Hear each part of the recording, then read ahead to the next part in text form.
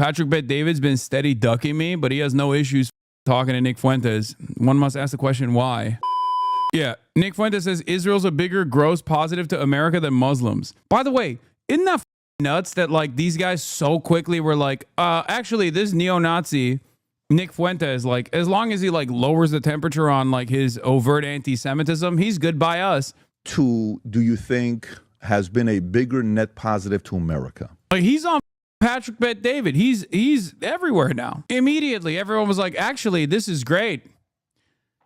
Like the word Nazi has no power anymore. And I know people will say, oh, it's because you called everything Nazi. This guy is a straight up Holocaust denying neo-Nazi, right? Like he's just straight up. It's like the most unacceptable position you can have in American politics. Obviously, white supremacy doesn't get the same level of play. But now that Israel has basically depleted all of its cultural cachet by actively, all of these advocacy groups have depleted all of their legitimacy by constantly defending Israel. This is not even a point of contention anymore. It's no longer an issue. It's actually a positive. Being anti-Semitic is seen as like as being an earnest, an honest, good faith actor, a guy who says things that are too hard for people to comprehend. But of course, once again, guys who are engaging or trafficking in anti-Semitic conspiracies, who claim that they're anti-Israel, seemingly don't have all that much issue with Israel when push comes to shove. You can't trust fascists ever, okay? It's that simple. Oh, well, it has to be Israel, absolutely. Okay, so a part about that part. But, well, in terms of, I wouldn't say net positive. I would say in terms of raw, maybe like gross positive. Because they've had a lot of contributions culturally and even, in terms of art, literature, music. But Hossie is still right about Israel. No, he's not. It's just a talking point, man. It's just a talking point. And you dummies are already eating it. He doesn't give a shit. He just wants to deport everyone and anyone that is not considered white in this country. That's it. His hatred for Israel only stems from what he believes is Jewish control, okay? But he still, at the end of the day, absolutely despises Muslims, black people, more than he despises the state of Israel. It's so crazy that like a lot of people just ate up this propaganda and were like, well, he was always anti-Israel. It's like, yeah, he was. Okay, he was. He's anti-Semitic. He's anti-Israel. But obviously, his more consequential agenda here is not to make America decouple from Israel or make America recalculate its allegiance to Israel, as is my goal, right? Because Israel is a violent settler, colonial, criminal entity that is objectively fascist in its inception. Its ideology is fascist. Its ideology is ethno-religious supremacist. It's exterminationist. It's doing a genocide. So if you don't have those kinds of opinions, even if you every now and then bring that up in an effort to win favor with like a lot of dummies, and you just simply think that it's like Jewish control over America or something because of the Talmud or whatever the this guy says, okay, then you're not actually all that invested in the Israel narratives. You're just simply using that to communicate your earnesty. And as the attitude has shifted against Israel, he has become one of the primary truth tellers, in air quotes, on Israel, because he's been punished so much for his anti-Semitism. But ultimately, he is a room reader. And as a room reader, he recognizes that if he moderates his position now, then he can maybe capture the attention of larger swaths of the Republican Party's youth and keep pushing the Republican Party to lean further and further into mass deportation and punishing people for being communist, punishing people for being socialist, punishing people for being black and brown, punishing women. It's so wild how many people were so easily duped by this. Also scientifically. But it's difficult to say on that because I also think that there's quite a bit of a detriment. I think that the melting pot comes from the Jewish community. What do you mean by that? The idea of the melting pot, that comes from a Jewish playwright. Because Jewish people come to America, and like all immigrants, they say, well, we want America to be more welcoming.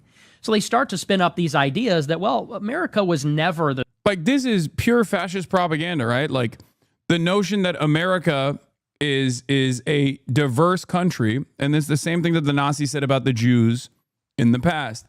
The idea that like we can't be multicultural and there is a superior culture that is being eradicated deliberately by this monolithic force of Jews that are single-handedly changing American collective consciousness into being more open-minded to immigration, and that this is not simply born out of, by the way, his name is Nicholas Fuentes, for the record. He is literally Hispanic, but I'm not even going to get into that. But basically, this is pure fascist belief.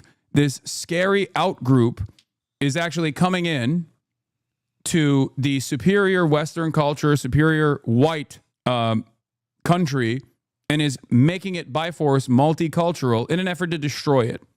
This is exactly what the Nazis believed, and this is exactly what Nick Fuentes believes, because he's a Nazi. This country of white Christians, it's always been a melting pot for all immigrants. They want the country to be more open because that makes it more comfortable for them. It makes it more tolerant for them. But this has also made us more open and tolerant for Muslims, for example. We're bringing, I mean, who's been the biggest driver of like the Hart-Celler 65 Immigration Act? It was like the SPLC, which is run by Jewish lawyers. And so they're major drivers of mass migration. They're also major drivers of the pro-Israel politics, like the Iraq War. It was many Jewish journalists and pundits and advocates. Sure. So a point being is like when you calculate on net, and I agree with you, like I think there are a lot of people that are critical of Israel that are I think a big problem here also stems from the reality that most people don't know how fascism operates. They just think like Hitler, bad guy, killed a lot of Jews. That's why we fought Hitler. I talked about this before. That's not the case. Okay? And because a lot of people don't understand how fascism developed in Germany, how fascism developed in Italy, and what the ideology actually represents, because of its closeness to the modern Republican Party, or just the Republican Party for the last 100 years especially, that by design, most Americans are deluded. They don't realize when like Republicans say, oh, it's cultural Marxism. They don't realize it's like the Nazis used to just slam Judeo-Bolshevism on the front of that and basically say the same shit. These guys want to eradicate any sort of socialist, any sort of leftist, any sort of progressive values, forcibly excise it from society. They falsely believe that white people are this monolithic force of this genetically superior force that if left alone, if were able to build a society on their own, that this society would thrive. And the only way to design that society in a place like America, which is multicultural and incredibly diverse and has benefited greatly from that, the only way for them to design that is by doing concentration camps. Reluctant to acknowledge the good that Jews do. And I think that Jews they're brilliant. Many of them are brilliant. So when I'm saying net positive, I'm talking jobs, economy. How often you hear about crime, what they do. Like if you have a choice between living in a city in Minnesota, Dearborn, and living in, I don't know what's the biggest city. What's the city that, Boca Raton, let's just say, right? If you have a choice between raising your family between Dearborn and Boca Raton, where do you choose? Boca Raton, okay, of course, so the point is like they go to a place. And by the way, to me, if that was Muslims, guess what? I would say Muslims. But statistically, wherever they live, it's safer. Things are nicer. I think one of the most devastating aspects of this is that this kind of Islamophobic comparison between like Jews as a whole versus Muslims as a whole under different circumstances would only be fucking destroyed by a bunch of advocacy groups that have completely dropped the ball, that only care about Israel. And therefore, this actually benefits. Like the ADL is not going to be like, I can't believe Patrick Bet-David is talking to Nicholas Fuentes, who is an objective Nazi who has denied the Holocaust, because they're making this calculation. Gelmek üzere daha doğrusu, ya da gelmediyse. Ha şu anda geldi, dur. Things get better. I agree. And that is one part to measure where they're at. Now, do I see them overly aggressive? Do I see them the type that are going to use politicians and buy them like Marjorie Taylor Greene and other people are saying? 100%. Do I see them? They're going to be there in everyone's DM and email saying, hey, you know, we'd love to support you. We'd love to bring you to Israel and, you know, doing all that stuff. It's obvious. I'm seeing it myself. Okay. Do I look at that and shame them and say, oh, you shame on? I look at that and say, no. I think this is the modern right trying to find, this is the modern right currently in real time trying to find a way to manage the discontent with Israel while simultaneously talk about how, like, well, you know, it's we're pro-Israel obviously because, you know, we're pro-Jew. Israel's a Jewish state, and Jews are still infinitely more valuable to this country than Muslims are. And they're trying to figure out a way to manage this conversation, which is ironically what Charlie Kirk was trying to do as well, for the record. Like, that's precisely what Charlie Kirk was trying to do, because he recognized that, like, people were very angry. And the reason why people were very angry wasn't just because, like, they all downloaded the anti-Semitic conspiracies that, like, Jews control the media, Jews control the government or whatever. They were frustrated with what they were seeing. They were frustrated with the arrogance and the entitlement demonstrated by Israel's envoys. They were frustrated with how much Israel was getting away with doing all this shit with American tax dollars while simultaneously slapping us in the face. And so they are trying to figure out a new way of continuing the allegiance with Israel, which they describe as the Jewish state. Both Nazis and people who are pro-Israel obviously still very much consider Israel to be the Jewish state, right? This is being done for the international Jewry. This is done for Judaism. This is a thing that both Nick Fuentes and Patrick Bet-David agree on. Patrick Bet-David is more on the pro-Israel side. Nick Fuentes is on the anti-Israel side. This is the handshake that you know, the likes of Jake Tapper and the likes of Nick Fuentes agree on, basically. Severing that tie is unacceptable. That is what anti-Zionists do.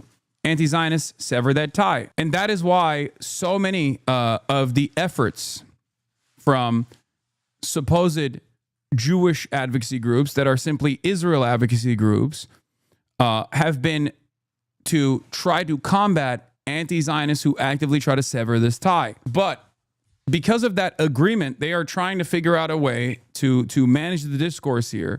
The issue is that it's working amongst regular people. The anti-Semitism is growing, and you can't just scold them. I know, especially because the scolding method has almost always been used by Israel advocacy groups. So when you call someone out for being anti-Semitic, immediately they go, what are you, the ADL? Shut up. It feels like I'm constantly fighting a losing battle here, trying to get Americans to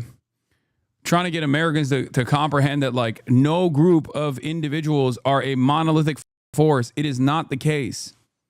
Like, that is a fundamental principle that many Americans cannot comprehend.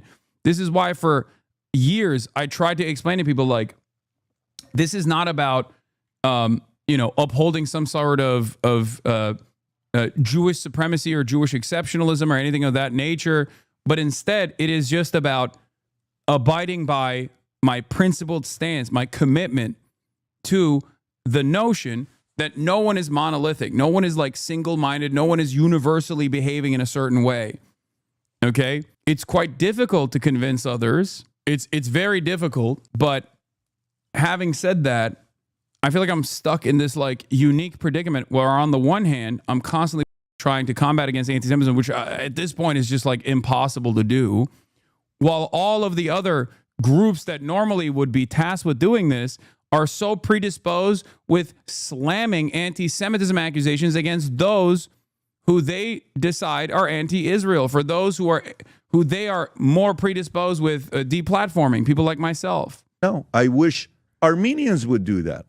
I've never gotten an invitation from Prime Minister of Armenia. He should probably send me an invite to go there, right? It's not a bad idea to come and show the country. I'm Armenian. I'm a Syrian. Syrians don't have a country. It's probably a good idea. You don't see that. You wish others would do that. So for me, as much as when I go into that, by the way, I'll give you one other side that, you know, Israel's going to be like, yeah. This other side to me is I actually do believe they leverage Mossad to get intel. I actually do believe they use blackmail. I actually do believe they do that. So, you know, so, oh, there's nothing going on with Epstein. No. Michael Wolff. This is how it goes, by the way. This is the other side of like tribalism, repackaging like racist concepts, bigoted concepts as though it's just like simple tribalism, right? Oh, dude, come on. Jews stick together. Blacks stick together. Why can't whites stick together is the follow-up to that. Okay? Did a podcast with him 2 months ago. And when he was at Epstein's house, the 100 hours of recording that he has with him, I said, how many times was Ehud Barak there? Am I saying his name correctly? Or Barak? Ehud Barak. Ehud Barak. He said he was there many times. He saw Bill Gates there many times. Why would the former prime minister visit the guy 30-something times? Just because the conversation's great? That's a little bit suspect, right? Where's Vinny, though? I don't know. I don't know where my goat Vinny is. But I do know that Patrick Bet-David's been steady ducking me, but he has no issues talking to Nick Fuentes. One must ask the question, why?